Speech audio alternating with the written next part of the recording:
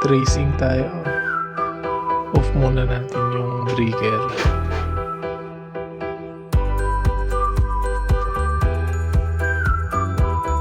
Ito. Una kong iti-trace yung sa doorbell.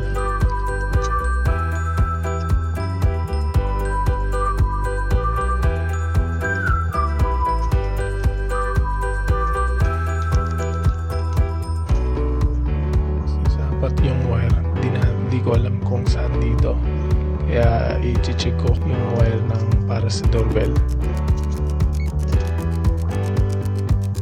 Ito isisit lang sa continuity yung tester.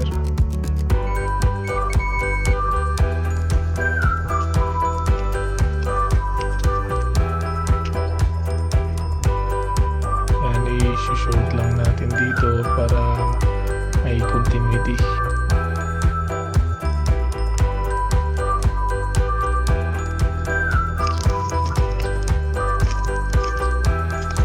Kailangan natin kung saan yung wire, saan yung dulo-dulo niya.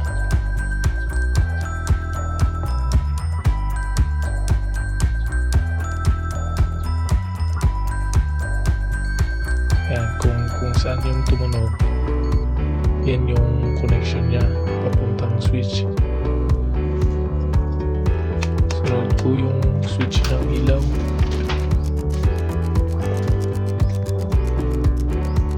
Yan dyan, kasi maraming wires, so di natin malaman kung saan dyan. Yan yung switch para sa ilaw.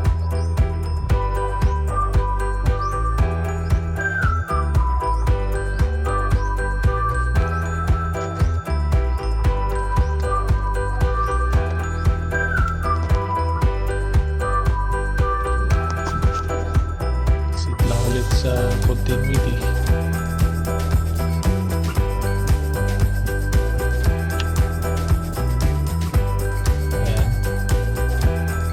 Tutunog at ilaw yan.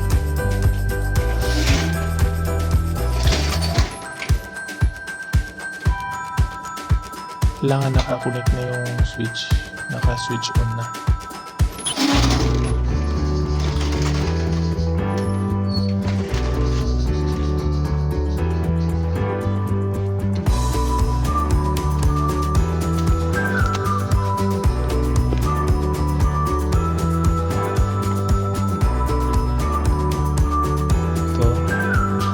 Test muna natin yung ilaw tsaka may tunog.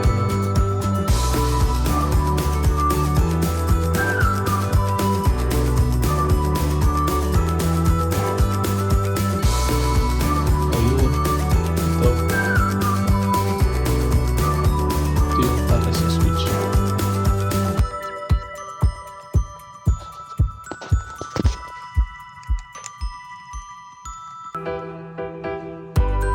Ayos na ayos.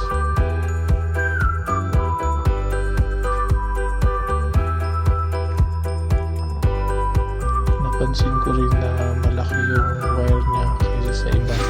So para ma-confirm natin, check natin sa loob kung yun ba talaga yung para sa switch.